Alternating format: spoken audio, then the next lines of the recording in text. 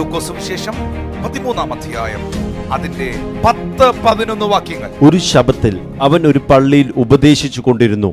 അവിടെ 18 സംവത്സരമായി ഒരു രോഗാത്മാവ് ബാധിച്ചിട്ട് ഒട്ടും നിവരുവാൻ കഴിയാതെ കൂനിയായൊരു സ്ത്രീ ഉണ്ടായിരുന്നു. യേശു അവളെ കണ്ട് അടുക്കൽ വിളിച്ച്, സ്ത്രീയെ, നിന്റെ രോഗബന്ധനം അഴിഞ്ഞിരിക്കുന്നു എന്ന് പറഞ്ഞ് അവളുടെ മേൽ കൈവച്ചു. വിശുദ്ധ ബൈബിൾ പറയുന്നു, ഈ ശബത്ത് ദിവസം യേശു കർത്താവ് ഈ പള്ളിയിൽ നിൽക്കുമ്പോൾ അവിടെ കൂടിയിരിക്കുന്ന ജനങ്ങൾക്ക് ആർക്കും അന്നേ ദിവസം ഒരു രോഗസൗഖ്യം നടക്കുമെന്നോ ഒരു വിടുതൽ നടക്കുമെന്നോ യാതൊരു പ്രതീക്ഷകളുമില്ല. കാരണം ചരിത്രത്തിൽ ഇന്ന് വരെ, ഈ കഴിഞ്ഞ കാലഘട്ടങ്ങളിൽ ആ നിമിഷം വരെ ഒരു രോഗികളെ പോലും ശബത്ത് നാളിൽ സൗഖ്യമാക്കിയതായോ അല്ലെങ്കിൽ വൈദ്യവൃത്തി നടത്തിയതായോ ഒരു പ്രവൃത്തിയിൽ ഒരു ജോലിയിൽ ഏർപ്പെട്ടതായോ ഉള്ള ചരിത്രം ഇല്ല. അപ്പോൾ യേശുവിനെ കുറിച്ച് ഒരു ഭാഗത്ത് അവൻ സൗഖ്യദായകനെന്നും വിടുതൽ നൽകുന്ന കർത്താവെന്നും പ്രവർത്തിക്കുന്ന ദൈവമെന്നും ഒക്കെ ആൾക്കാരുടെ അകത്തുണ്ടെങ്കിലും അന്നത്തെ ദിവസത്തിൽ യേശു കർത്താവിൽ നിന്ന് ഒരു സൗഖ്യത്തിന്റെ ശുശ്രൂഷയോ ഒരു ഡെലിവറൻസ് മിനിസ്ട്രിയോ അവിടെ നടക്കുമെന്ന് ഒരു കുഞ്ഞുങ്ങൾ പോലും പ്രതീക്ഷിക്കുന്നില്ല. അങ്ങനെ പ്രതീക്ഷിക്കാത്ത ഒരു വിഷയത്തിനകത്ത് അവരുടെ പ്രതീക്ഷകൾക്ക് അതീതമായി അൺഎക്സ്പെക്റ്റഡായി യേശു കർത്താവ് ഒരു പ്രവൃത്തി ആ ആലയത്തിൽ ചെയ്തതാണ് ഈ കൂനയായ സ്ത്രീയെ നിവർത്തി സുഖപ്പെടുത്തിയത്. ഈ ഒരു സംഭവ ചരിത്രത്തിൽ നിന്നും എനിക്ക് നിങ്ങളോട് പങ്കുവയ്ക്കുവാനുള്ള ഒരു സത്യം, നിങ്ങളുടെ വ്യക്തിപരമായ ജീവിതത്തിൽ നിങ്ങൾ പ്രതീക്ഷിച്ച പലതും സംഭവിച്ചില്ല, എക്സ്പെക്റ്റ് ചെയ്ത പലതും നടന്നില്ല. എന്നാൽ നിങ്ങൾക്ക് വിശ്വസിക്കാൻ കഴിയുമോ, നിങ്ങൾ പ്രതീക്ഷിക്കാത്ത സമയത്ത് നിങ്ങൾക്ക് വേണ്ടി പ്രവർത്തിക്കുവാൻ നിങ്ങൾ സേവിക്കുന്ന യേശു കർത്താവിന് കഴിയുമെന്ന് തിരുവെടുത്ത് പറയുന്നു. ദൈവം തന്നെ സ്നേഹിക്കുന്നവർക്ക് ഒരുക്കിയിട്ടുള്ളത് കണ്ണ് കണ്ടിട്ടില്ല, ചെവി കേട്ടിട്ടില്ല, ഒരു മനുഷ്യന്റെയും ഹൃദയത്തിൽ തോന്നിയിട്ടില്ല. എൻ്റെ മകളുടെ കുടുംബജീവിതത്തിന്റെ പ്രശ്നം, എൻ്റെ മകൻ്റെ ജോലിയുടെ വിഷയം, എൻ്റെ ജീവിതത്തിന്റെ പ്രതിസന്ധി, അല്ലെങ്കിൽ എൻ്റെ രോഗം ആ സമയത്ത് സൗഖ്യമാകും, അല്ലെ ആ സമയത്ത് വ്യക്തിപരമായ ഒരു വിടുതൽ എനിക്ക് ലഭിക്കുമെന്നൊക്കെ ഞാൻ പ്രതീക്ഷിച്ച പല കാര്യങ്ങളും സംഭവിച്ചില്ല, യാഥാർത്ഥ്യമായി തീർന്നില്ല. പക്ഷെ ഒരു കാര്യം എനിക്ക് ഉറപ്പുണ്ട്, ഞാൻ പ്രതീക്ഷിച്ച സമയത്ത് പ്രതീക്ഷിച്ച കാര്യം നടക്കാതെ പോയെങ്കിലും എൻ്റെ പ്രതീക്ഷകൾക്കും എൻ്റെ ചിന്തകൾക്കും അതീതമായി പ്രവർത്തിക്കുന്ന ഒരു നല്ല ദൈവം എനിക്കുണ്ട്. അവൻ മരണത്തെ ജയിച്ച് ഉയർത്തെഴുന്നേറ്റ് അവൻ എനിക്കായി ജീവിക്കുന്നു. എൻ്റെ പ്രതീക്ഷ, എൻ്റെ പ്രത്യാശ യേശു ക്രിസ്തുവിലാണ്. എൻ്റെ നങ്കൂരം ക്രിസ്തുവിലാണ് ഞാൻ ഇട്ടിരിക്കുന്നത്. യഹോവയിൽ പ്രത്യാശ വയ്ക്കുക, നിന്റെ ഹൃദയം ഉറച്ചിരിക്കട്ടെ, അതേ ധൈര്യപ്പെടുക, യഹോവയെങ്കിൽ പ്രത്യാശ വയ്ക്കുക. ജീവനുള്ളവരുടെ ദേശത്ത് നിങ്ങൾ നന്മ കാണുമെന്ന് വിശ്വസിച്ചില്ലെങ്കിൽ കഷ്ടം, യഹോവയെങ്കിൽ പ്രത്യാശ വയ്ക്കുക.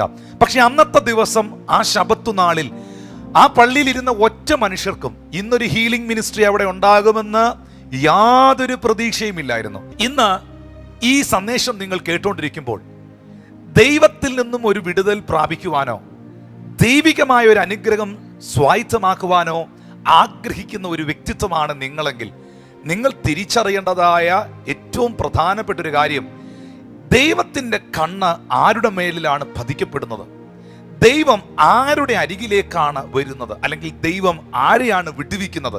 ഈ ഭാഗം പറയുമ്പോൾ തന്നെ നമ്മുടെ മനസ്സിൽ ഓടി വരുന്ന ഒരു വേദഭാഗമുണ്ട്, ഹൃദയം നുറുങ്ങിയവർക്ക് യഹോവ സമീപസ്ഥൻ, മനസ്സു തകർന്നവരെ അവൻ രക്ഷിക്കുന്നു. അതിനൊരു മാറ്റവുമില്ല. ഇന്ന് ഈ സന്ദേശം നിങ്ങൾ കേട്ടുകൊണ്ടിരിക്കുമ്പോൾ ഒരു ഹൃദയ നുറുക്കത്തോടെ, ഒരു ആവശ്യബോധത്തോടെ, ഒരു വിശ്വാസത്തോടു കൂടെയാണ് നിങ്ങൾ എന്നെ കാണുന്നതെങ്കിൽ, നിങ്ങൾ എന്നെ കേൾക്കുന്നതെങ്കിൽ നിശ്ചയമായിട്ടും ആവശ്യബോധത്തിൽ ഇരിക്കുന്നവൻ്റെ മേളിൽ യേശുവിൻ്റെ കണ്ണുകൾ ഉടക്കപ്പെടുന്നു. ആവശ്യബോധത്തോടെ അവനെ വിളിച്ചപേക്ഷിക്കുന്നവർക്ക് വേണ്ടി അവൻ പ്രവർത്തിക്കുവാൻ ഇറങ്ങി വരുന്നു. യഹോവയെ കാത്തിരിക്കുന്നവർ ശക്തിയെ പുതുക്കും, അവർ കഴുകന്മാരെ പോലെ ചിറകടിച്ച് കയറും.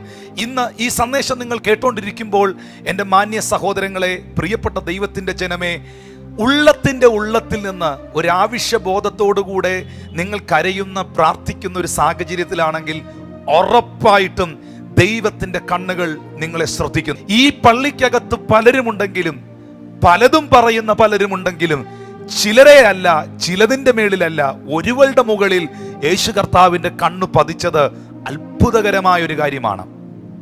യേശു അവളെ കണ്ടു, യേശു അവളെ അറിഞ്ഞു എന്ന് വേണം പറയാൻ.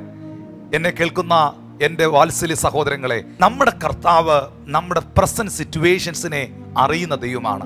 അവൻ നമ്മുടെ പാസ്റ്റിനെ അറിയുന്നു, അവൻ നമ്മുടെ പ്രസന്റിനെ അറിയുന്നു, അവൻ നമ്മുടെ ഫ്യൂച്ചറിനെ, നമ്മുടെ ഭാവി കാര്യങ്ങളെ അറിയുന്നു. നിങ്ങളുടെ അമ്മയുടെ ഉദരത്തിൽ നിങ്ങൾ ഉരുവാകുന്നതിന് മുൻപേ നീ ആരാകണമെന്ന് നിന്നെക്കുറിച്ച് നിശ്ചയിച്ച് എഴുതി രേഖപ്പെടുത്തി വെച്ചിരിക്കുന്നവനാണ് ഈ സർവശക്തനാകുന്ന ദൈവം. നമ്മളുടെ പാസ്റ്റിനെയും നമ്മുടെ പ്രസന്റിനെയും നമ്മുടെ ഫ്യൂച്ചറിനെയും എല്ലാം അറിയുന്ന ഒരു നല്ല ദൈവമുണ്ട്. അതുകൊണ്ട് ദൈവജനമേ, ഭാവിയെല്ലാം തൻ കയ്യിലെന്നോർത്താൽ എത്ര ധന്യമേ ഈ ലോക ജീവിതം. Because he leaves, I can face tomorrow. എൻ്റെ യേശു എനിക്ക് വേണ്ടി ജീവിക്കുന്നത് കൊണ്ട്, എന്നെ അറിയുന്നൊരു നല്ല കർത്താവ് എനിക്കുള്ളത് കൊണ്ട്, എന്നെ കൈപിടിച്ച് നടത്തുന്നൊരു ദൈവം എനിക്കുള്ളത് കൊണ്ട്, യാക്കോബേ, ഞാൻ തിരഞ്ഞെടുത്ത ഇസ്രായേലേ, നീ ഭയപ്പെടേണ്ട, ഞാൻ നിന്നോട് കൂടെയുണ്ട്. നീ ഭ്രമിച്ചു നോക്കേണ്ട, ഞാൻ നിന്റെ ദൈവമാണ്. ഞാൻ നിന്നെ ശക്തീകരിക്കും, ഞാൻ നിന്നെ സഹായിക്കും. എൻ്റെ നീതിയുള്ള വലങ്കരം നിന്നെ താങ്ങും. പെരുവെള്ളം കവിഞ്ഞു വരുമ്പോൾ അത് നിന്റെ മീതെ ഒഴുകില്ല. തീയിലൂടെ നടന്നാൽ നിന്റെ കാല് വെന്തു പോകില്ല. ഞാൻ നിന്നെ ഉള്ളം കരങ്ങളിൽ വഹിച്ചിരിക്കും എന്ന് വാഗ്ദത്തം ചെയ്ത ഒരു കർത്താവ് എനിക്കുള്ളത് കൊണ്ട്, എന്നെ അറിയുന്നൊരു ദൈവം എനിക്കുള്ളത് കൊണ്ട്, ഏതൊരു സാഹചര്യങ്ങളുടെ നടുവിലും, എൻ്റെ ചുറ്റുപാട് നടക്കുന്ന ഏതൊരു വിഷയങ്ങളുടെ നടുവിലും ഞാൻ ഒരിക്കലും ആകുലപ്പെടുന്നില്ല, ഞാൻ ഒരിക്കലും ആശങ്കപ്പെടുന്നില്ല. ഞാൻ ഈ ഭൂമിയിൽ ജീവിക്കുമ്പോൾ ജീവിക്കുന്നത് അവനോടൊപ്പം, ഞാൻ മരിച്ചാലും ജീവിക്കുന്നത് അവനോടൊപ്പം. മരണത്തെ ഞാൻ ഭയപ്പെടുന്നില്ല, ഈ ലോകത്തിലെ ജീവിതത്തെ ഞാൻ ഭയപ്പെടുന്നില്ല. അതുകൊണ്ടാണ് അപ്പോസ്തലനായ പൗലോസ്ലീഹ പറഞ്ഞത്, മരണമേ നിന്റെ ജയം എവിടെ? മരണമേ നിന്റെ വിഷമുള്ളവിടെ? കാരണം ഈ ഭൂമിയിൽ ജീവിക്കുമ്പോഴും ഞാൻ എൻ്റെ കർത്താവിൻ്റെ കൂടെയാണ് ജീവിക്കുന്നേ. ഞാൻ മരിച്ചാലും ഞാൻ അവനോട് കൂടെ ജീവിക്കുന്നേ. ഞാൻ അവന് വേണ്ടി ജീവിക്കുന്നു. ആമീൻ, ഹല്ലേലൂയ. ഞാൻ മരിക്കുമ്പോൾ ഞാൻ അവൻ്റെ കൂടെ വാഴുന്നു. ഇന്ന് ഈ സന്ദേശം കേൾക്കുമ്പോൾ എല്ലാ ഭയങ്ങളും ഉള്ളത്തിൽ നിന്ന് പോകട്ടെ, എല്ലാ ആശങ്കകളും ഉള്ളത്തിൽ നിന്ന് പോകട്ടെ.